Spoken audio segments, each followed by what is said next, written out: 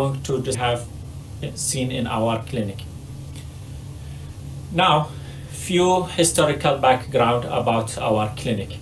Our clinic started in 2019, and as you all know, it is within our department that lies in the level 1, and we have used a few locations within the clinic.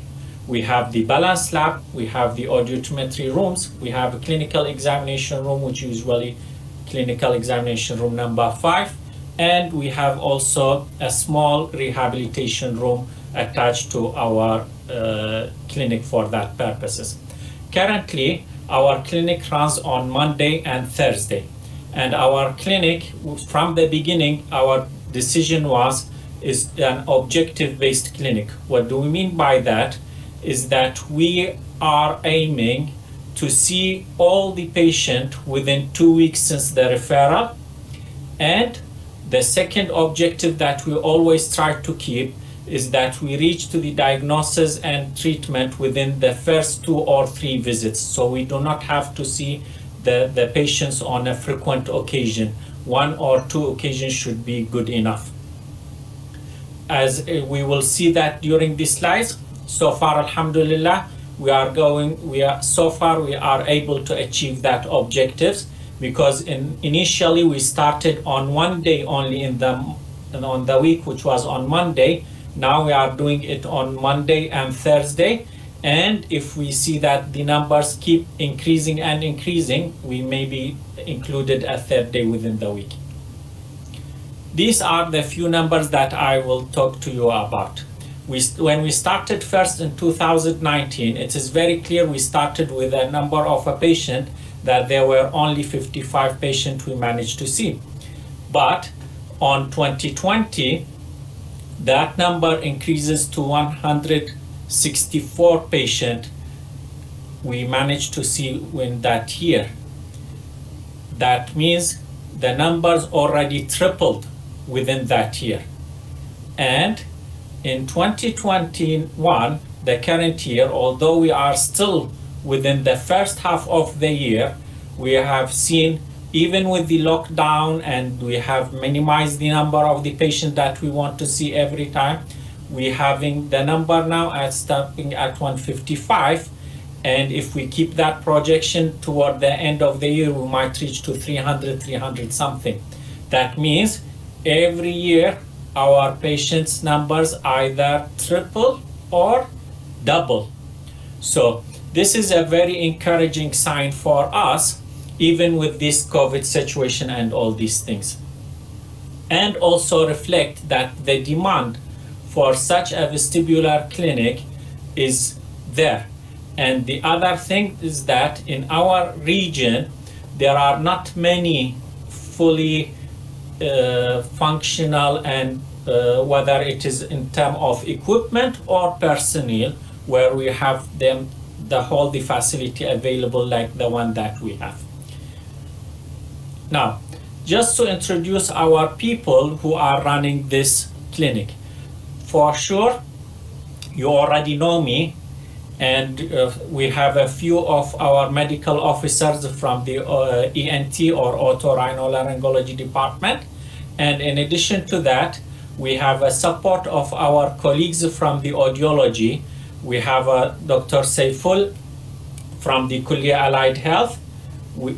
We have Dr. Sharida from also Kulia of Allied Health.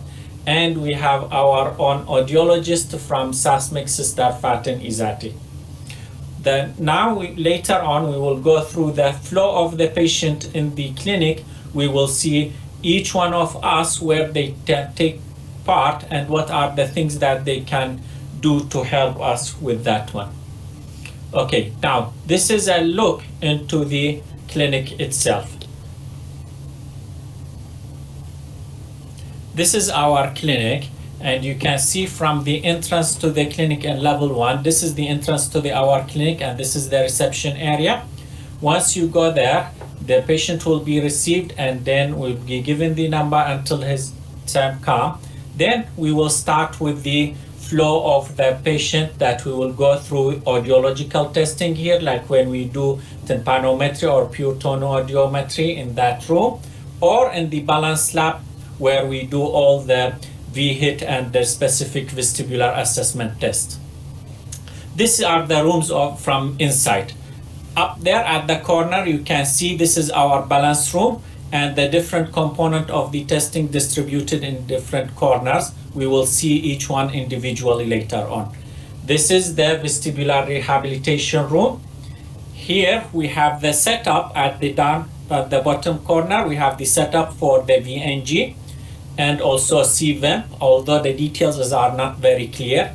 This is the machine for testing for the VHIT, and this is where we do the VNG setting. Now, these are just repetition images, just to give you an idea. And now we will try to have some conceptual understanding of the vestibular system. And when we say the vestibular system, what do we mean by that? When we say a vestibular system, a system by definition is a group of organ or body organs that will work to perform an identified function or functions. What does that mean? We have multiple organs in the body that will work together to perform certain functions, and that applies to the vestibular system. The good thing is that these components, we are not going to talk about them. We are not going to talk about the cerebellum. We are not going to talk about the musculoskeletal connection and all these things and the motor system hierarchy and all. No, but the new thing that we will talk about today is how we approach and how we understand the function of the vestibular system in order for it to perform its function or functions. So the first thing that we need to understand is what are the functions of the vestibular system for us as a human beings, and why it is different for the human creature from other creatures. The vestibular system for us is very important because we are one of the very few creatures that are bipedal. What does that mean? We are standing on our two lower limbs that will free our limbs for mobility and for any other activities. Now, this change will put more challenges toward our balance and equilibrium. And we will see that the vestibular system mainly will try to achieve the three main functions, which are the posture and equilibrium. When you maintain your erect posture, this is where your vestibular system will control the tone of your axial and anti-gravity muscle to maintain that erect posture. And we can see very clearly the first thing that happened to you when you lose your consciousness is that you are going to collapse and fall down because you will not be able to maintain this posture. The second thing is to maintain your gait. And what we mean by the gait is during your mobility and your movement, because when you stand to just maintain the posture, this is what we call it a static equilibrium. But when you start to move, you need more. You need dynamic equilibrium.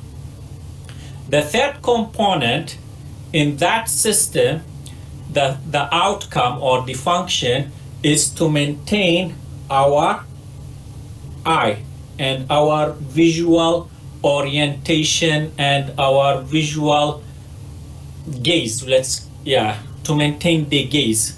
Now, you will see that the relationship between the vestibular system and vision is occurring on both sides. Vision will help the vestibular system and provide some information, and also the output of the vestibular system is going to affect the position of the eyeballs. We will see later how all these components are interconnected in a diagrammatic scheme. Later we will see it through the slides. Now, when we want to look at the vestibular system itself, we will approach it in 2 dimensions. One dimension that we approach it, we are going to approach it from up, down. What do we mean up? What is my limit up and what is my limit down? My limit up is the motor cortices in the brain, and down is to the last muscles in our extremities, in our feet, that will maintain the tone and the mobility. And this one, to check it, we will just need to observe the posture and the gait of the patient within the first 1 minute or 30 seconds they enter to the examination room. We can have a look. Me personally, if the patient enter to the clinic walking comfortably, this will give me a lot of information and make me much more comfortable, because I will know that system, the motor system, is all good. The other approach, and more relevant in ENT setup, later on when we will have time, I will talk to you the discrepancy between the prevalence of vertigo and vestibular diseases and steadiness and imbalance in outpatient clinic and in a tertiary specialized clinic. Our second approach is we try to approach the nervous system from anterior to posterior approach, through which one we approach it through the different vestibular testing batteries that we have. What we mean by that? We mean by the VNG, and VNG we can see through it the vestibular stigmography, we can see through it the CVAMP, we can do certain positional procedures, etc., etc. Then we will do the V-hit. All these will try to screen the vestibular system in that dimension, in the anterior posterior dimension. And to give you an example how different testing will give you different pathways, and by looking into the outcome and the results of the different testing, this is an example of the pathway, how the vestibular to the cortical connection is there. So when we do for example the V-hit, if there is a problem in that tract, we can see the abnormality. This is another example where we have the visual saccadic movement pathway. So from the first glance, you will say, oh, it is the same. But if you look into the details, you see that each reflex has a different pathway. And when we perform the different testing, we will be able to identify to a certain extent where is the lesion and what is going wrong within the vestibular system. And that part is what we call the conceptual framework. This is a schematic explanation of all this connection of the system. And as we said, since this is a system, we will have an areas of sensory input represented by the vestibulocochlear system, that we have the lateral semicircular canal, anterior semicircular canal, posterior semicircular canal, utricle, and sacules. All these are within the vestibular part of the labyrinth, or what we call the inner ear. Then the output of all these sensory organs will go toward where? Toward the vestibular nuclei in the brainstem. And then there will be an interconnection back and forth in multiple directions. And I don't want to go through all these red and blue arrows and all this. This is just to explain the conceptual frame or flow of the input. The input, the red input you will see is there, and the interconnection is in the blue arrows. Good. Now we are going into few in details about the review in our clinic. What data we have collected for the last 2.5 years. So if we try to look at the age distribution and sex distribution for the patient, then it's very clear that the majority of the patients is between the 5th and 6th, 7th decade of life. And if we try to look into the individual diagnosis, you can see very clearly that around half of the patient, they are having the, as expected, is BPPV.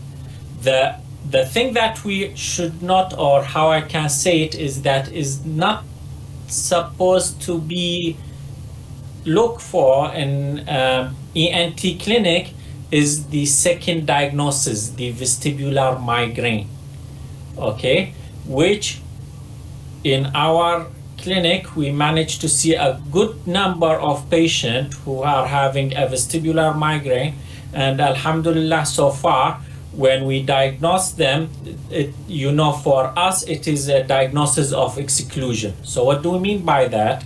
We will run the vestibular testing for that patient, and we will find out that all the vestibular functions are normal.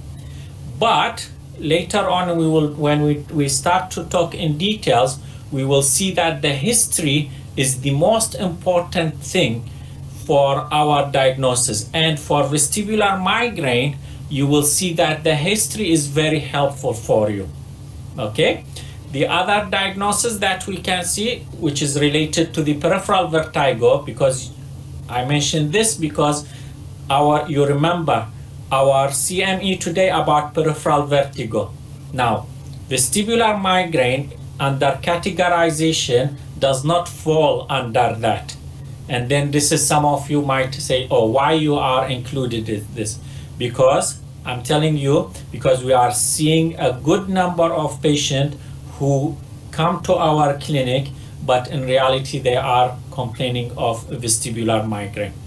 But alhamdulillah, again, if we have time one day, we will talk about more in details how we approach and how we manage them. But alhamdulillah, I can tell you that we have managed to treat and manage all. The idea of management of vestibular migraine is you control the symptoms. So in that sense, we managed to treat them in that sense. Okay? Now, you will see that the small percentage are by systemic causes or other, like ischemic stroke, that we will find it after we send for radiological investigation. But the majority is still BPPV, vestibular migraine, Meniere's, and vestibular neuritis. Now, as you all might be aware that BPPV is an umbrella term. What do we mean by that? The name BPPV stands for benign paroxysmal positional vertigo. What does that mean? It is a short-living vertigo that will be initiated by certain position. Now, this pathology itself can happen in a different forms. What forms they are? They are dependent on where these otoconia, exactly to which canal they entered. If they enter to the anterior canal, into the lateral canal, or into the posterior canal. Apologize that the arrangement of the canals is not arranged to the number of the possibilities or the frequency. But the posterior canal, as you can see, it is the most common frequent that will constitute about 70% of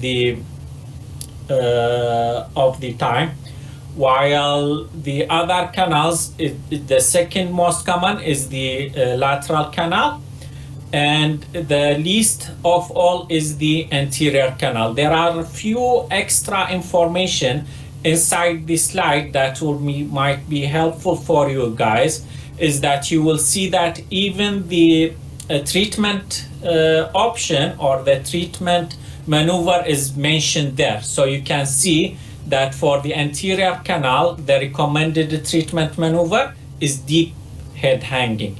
When we have lateral canal, we have options that we can do Goffoni maneuvers or we can do barbecue roll. For posterior canal, most of the time with Epley's it will be resolved.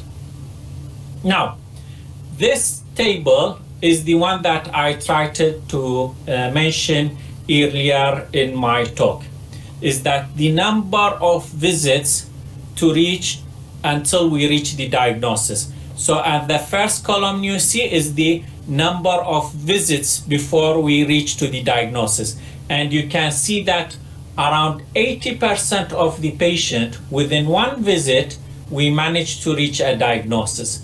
Okay, now we are trying to see how we approach the patient once they are in our clinic, whether they are referred from ED, they referred from the general ENT clinic, or we receive them from other discipline referral, how we approach the patient once they are in. And the approach, I think it's the general approach for all clinical or medical examination. First, we start with the observation. And as I mentioned earlier, the first 30 seconds to 1 minute when the patient come inside the clinic is also, from that moment, your examination start. Because what do you want to examine? You want to examine the patient posture. Is he maintain a good posture or bending? And the gait, what kind of gait he enter? Is it a wide-based kind of gait? Is it a straight gait? And is it a narrow gait? All this is information that are beneficial for us. The second component, which is the history, this one is the most important component for us. Why? Because with the history, as we mentioned, is important to differentiate a few things that I encourage all of you to have a clear mind about it. What do I mean that? The problem with vertigo is that there is a loose definition of vertigo because it is a medical term. For a layman person or a patient, the description of vertigo can be varied according to cultural and educational background. The patient, when he comes and present to you, he will not come and say, "Oh, doctor, I have a vertigo." No. In reality, they will come, they will say, in our local setup, "Oh, Dr. Sairasa, pinning." And as all of you know, pinning can be many things, right? In English, it is the same thing. It is dizziness, giddiness, tendency to fall.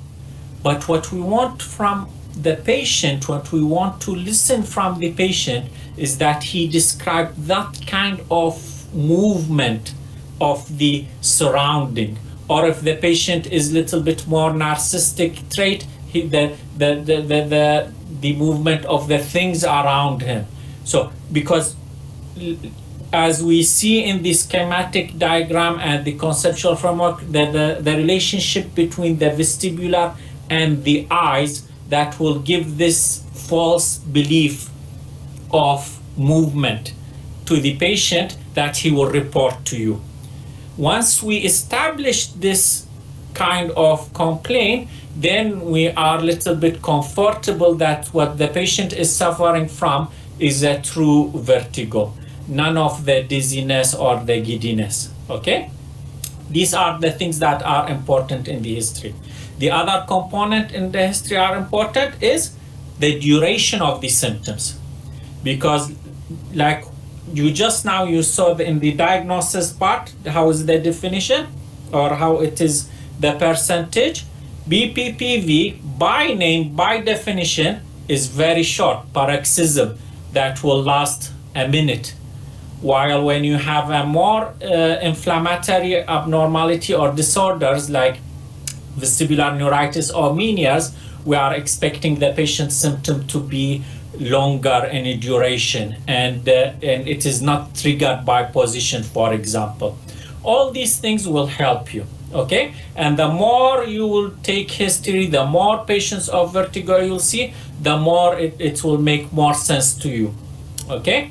Now, when we do clinical examination, These are part of the things that we are look at the examination. We will look at the nystagmus. The nystagmus is, as you all know, is this jerky abnormal eye movement. Then we will define whether this nystagmus is a spontaneous nystagmus, is the nystagmus is gaze-evoked nystagmus, is it a positional nystagmus. Then we also do some kind of neurological examination. We look at the power and the reflexes, we look for the cerebellar sign, and definitely we are going to see, we do otological testing. And because you know, in many diseases of peripheral vertigo, you will have a common pathology that is affecting both the vestibular component and at the same time the hearing component, or the that will be able to see. And this is why we do also PTA and tympanometry for the patient who have a vestibular disease, because we need to know, as you know, the eighth cranial nerve is called what? It's called the vestibulocochlear nerve. So we want to establish whether the pathology or the disorder is a pure vestibular or it is combined vestibular cochlear. Okay? The other part of the examination is specifically important for patients with vertigo is oculomotor testing. Why we want to test the ability of the patient to move the eyeball through few tests, like for example smooth pursuit and saccades. The other thing that we can do in our clinical examination, we ask the patient to do the Romberg test or the Focoda and all these things. And there are special tests that are related to the vestibular testing, like positional test. And this maneuver exemplified by Dex-Hall-Pike or supine roll test. These are specific tests that we do for in the vestibular clinic. Then once we did that, because all this will be done where? In our clinical examination room, in the ENT general room. Then if we decided that the patient might require audiometric tests, then we will refer the patient to do or to perform PTA. But in majority of the cases, especially they are referred from the ENT clinic, they will be, when they will present to our clinic, they will come with their audiometric tests have been done already. Once we had that, then we proceed with the vestibular test. Now, the vestibular test, it's beyond the scope of our today if we go into details on every test, how it is done, what are the outcome, the outcome, how it is, the outcome is reported in a graph, or what we look for, because this is a very specialized part that I don't want to go through it. But the main idea that I have highlighted in the conceptual framework is that you have to pick and choose according to where you think, because we don't run all these vestibular testing for all patients. To give you an example, if we want to run a caloric test, the caloric test, first of all, is time consuming for us, and it also will be very stressful to the patient, because the patient, most of the time, they will feel drowsy and nauseated. And one of the things that I didn't highlight in the few pictures that is very specific to our clinic, we have a specific sink for the patient when they don't feel comfortable, they are going to vomit, right? Which is something that you don't want to see in each and every clinic that you run. So we try to avoid certain tests only when it is indicated. And we have to pick and choose wisely. Why we do that? Because also, as I told you, we are having a lot of the number of cases is increasing, and now we are under pressure because each one patient to be tested, it will require for us between 30 minutes to 1 hour. So we have to what we call, we try to choose wisely. Okay, once that's done, then we go through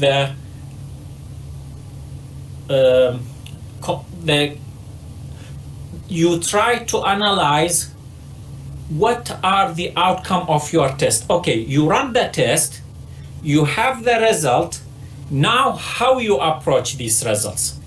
And the good opportunity for us, and we are a little bit lucky that the current equipment and the technological advancement now enable us in the last 10 to 15 years to locate specifically where in the peripheral vestibular system are the lesion.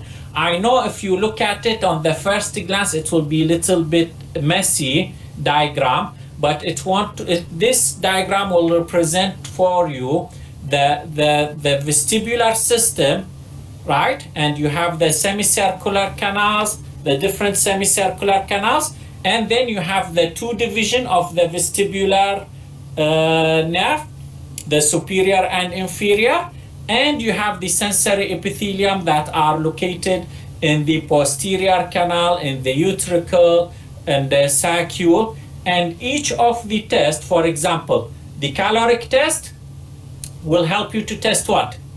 Specifically help you to test the pathway for lateral semicircular canal. The video head impulse test, depending on whether you are doing the RAL-CLARP, it will help you to identify lesions in the anterior or posterior, left or right. Right? Ocular vamp, where you can see clearly, it will test for you the utricle. Right? Auditory brain responses, it will test for you the cochlear nerve. So on and so forth. So with this kind of conceptual framework in your mind or in your brain, when you look at the results of the patients in front of you, you will be able to reach to a diagnosis. Now we will come into videos that will try to show you each and every of these tests, how we do it in real life. So let's watch how we do the video head impulse test. You can see very clearly here the examiner, Dr. Saiful, is examining the patient or the subject, and in this case is our medical officer, Dr. Hosni. Okay, so you see what the examiner is trying to do. He will try to move the head left and right in a fast movement, while the subject should keep his vision on a fixed point on the wall. And what we expect from the body, when the examiner moves the head fast, the eyes should move together in an opposite direction to keep the gaze. If the patient managed to do this movement, we are conclude that the vestibular system is working and function normally. This is the V-hit. Now we will try to see the next test that we can do. And in this case, we will try to look into the video nystagmography. This test is called spontaneous gaze. Simply, we ask the patient just to look forward in the neutral position.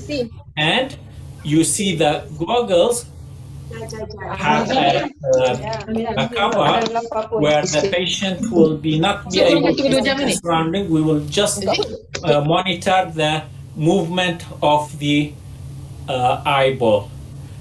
Toward the end, inshallah, when we discuss the cases, we will show you one patient who had abnormality in this test. What kind of abnormality? you will be able to notice that the eyeball move, or what we call it, the patient will have nystagmus. Another example of the test that we can do is also through the goggles of video nystagmography, but this time is the opticokinetic nystagmus.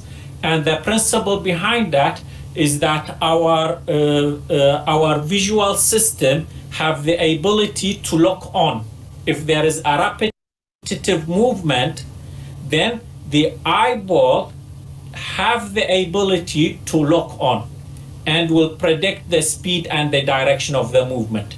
And if there is abnormality also, we can see it, whether it is as it is explained here in the diagram, or we can see that the movement of the eyeballs are abnormal. Another test is what we call cervical vestibular evoked myogenic potential, or shortly we call it CVEMP.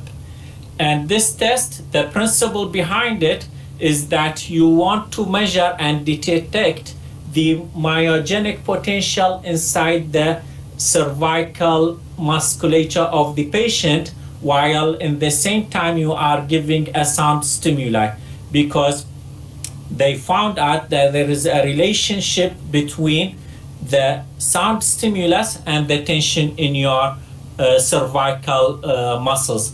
Because the normal response, if you are sitting now, like you are listening to me, and all of the sudden an explosion or a very loud noise happened to your right side, what will be the first response from you is immediately you turn your head.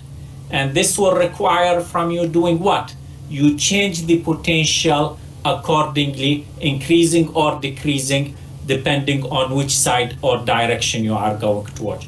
And the machine will detect that. Okay? Now we will try to look into a few examples on a real-time examination of the patient doing different testing. The first example that we are going to look for is this case. Let's call it case number 1. Okay, now we will start with case 1. What I want from you is that I want you to look at that eye movement. The eye movement that I want you to watch is I want you to look whether the nystagmus is horizontal, vertical, or rotational. And the other thing that I want you to notice whether the direction of this, the type of the nystagmus, whether it is upward, downward, to the right, or to the left. And in case 1, just for your information, this is a patient is in Dexhal pike position and the head turned toward the right. So now we will try to play the video, and I want you to notice the things into the eye movement. So let's watch.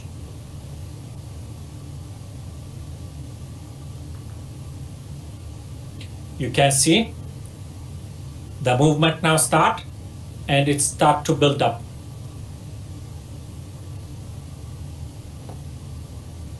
And now it's getting weaker and it's dying off.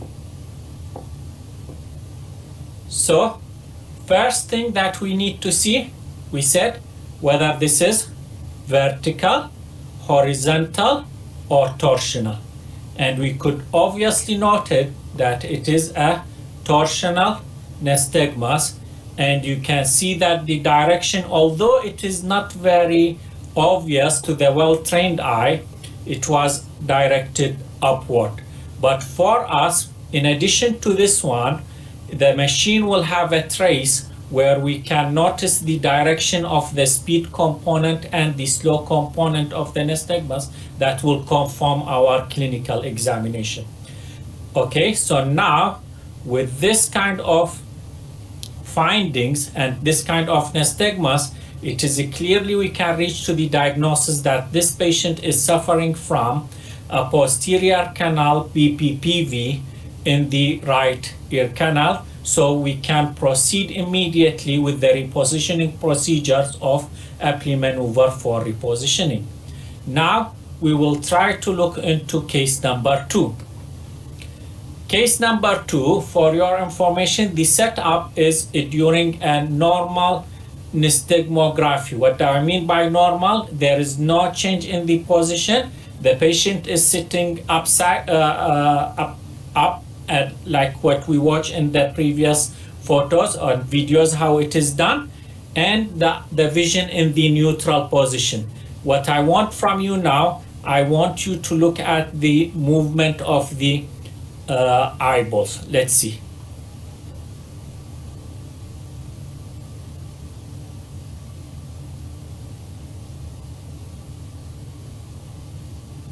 It is obvious that there is a horizontal eye movement. And where is the fast component? Where is the, like, give you that beating? It beating toward the right. And this is what we call it spontaneous right beating nystagmus in a patient who is suffering from vestibular neuritis of the right vestibular nerve. Okay.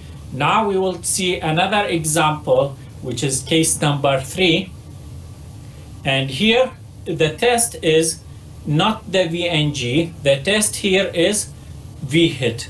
In that test, just to recap, the patient, we will ask the patient to look forward, to gaze on a point on the wall or whatever target it is, and we do a passive rapid head movement, and we will notice the movement of the eye. As we mentioned earlier, the principle is that the eye should follow the movement, right? We will try to see if the eye failed to do that, the body will try to compensate for this missed log by doing a phenomenon called saccade. So this saccade will happen is that you will see that the eye should move in one step, smooth one step, but when there is a pathology or some abnormality in the response, it will be like few jumps until the eye reach to the target and can lock on the target. And in this case, you will notice that the recording is only monoocular for one eye, and in this case, this is the right eye of the patient, because we wanted to highlight for you the jumping in the movement of the eye. Let's try to play the video so that you can see clearly what I mean. So now we are moving the head fastly toward the left and now toward the right. Look the difference when I move the head to the left and to the right. What happened?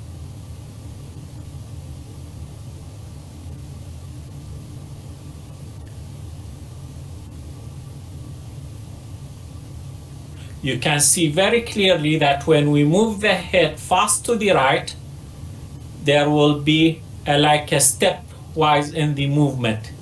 And this stepwise, we call it saccades. Okay, if you can see it by a naked eye and very clear, this is called overt.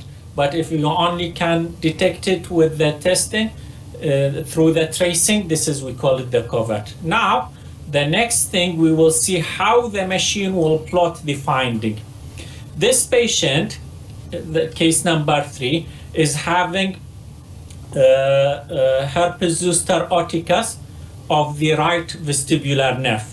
So these traces will test representing the 6 different canals. You have the posterior canal on the left side, the left lateral canal, the left anterior canal, and on the right side we have the same orientation. We have the anterior canal, the lateral canal, and the posterior canal at the top. So what you will notice from the test, to make the things clearer for you, I want you to start to understand the normal side. Remember, the pathology is on the right side. Let's try to understand what happened on the left side. When we look into the left side, we will try to look into 2 movements. There are in fact 2 traces that are superimposed. The blue trace is representing the head movement, while the black trace will represent the compensatory eye movement. And if you look at the left side, you will see that these two traces are superimposed nicely on each other, and the gain, which is the amount of the movement, another something that we can measure, is equal but in opposite direction. This kind of trace will clearly show you that the left side is normal. But when we try to look into the right side, you will notice few things. The first thing that you will notice that the red trace and the black trace are not superimposed. What does that mean? The head move and the eye movement is lacking. There will be an interval of time happen or passed before the eyes start to move. And if you can see it here in the x-axis, these units represent the millisecond. The movement of the eye, which represented by black trace, is happen more than or after the 100 millisecond. This is why you see they are not superimposed. And it goes to the all canals, to the all three canals on the right side. The other thing that you can see again, the gain. The gain, what we mean by the gain is that the amount of the head movement is not equally similar the amount of the eye movement, which clearly indicate there is a weakness or pathology happening inside the right vestibular nerve. With that one, I think this is a good example and good collection of the different diseases that we encounter and we see in our vestibular clinic. Okay, any question?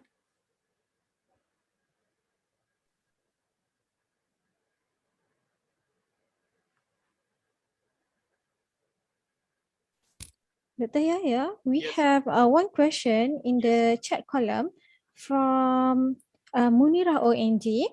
Uh-huh. Her question is, if I have a pregnant lady with dizziness, any diagnostic limitation or obstacles, any tests that need to be deferred until pregnancy? Okay.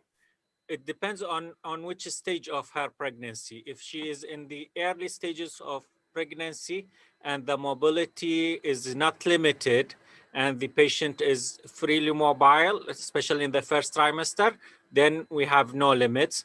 Even toward the end stage, the third trimester or so on, but provided that the patient is still able to perform simple positional maneuvers like lying flat with the head hanging, then we have no limitation.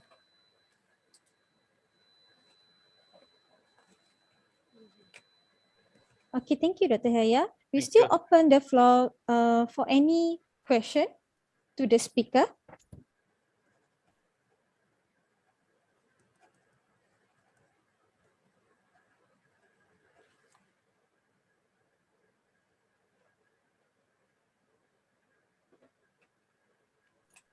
I think there's no question. Thank you again, Doctor, for your very interesting talk. Okay, before we end our CME today, I would like to remind our participant, for medical practitioner, kindly fill in Google form for your CPD points, and for all participants, don't forget to register for I-Attend for CPD point. Okay, we end our CME today with Tasbih Kafarah and Suratul As. Thank you again. Thank you. Assalamu alaikum.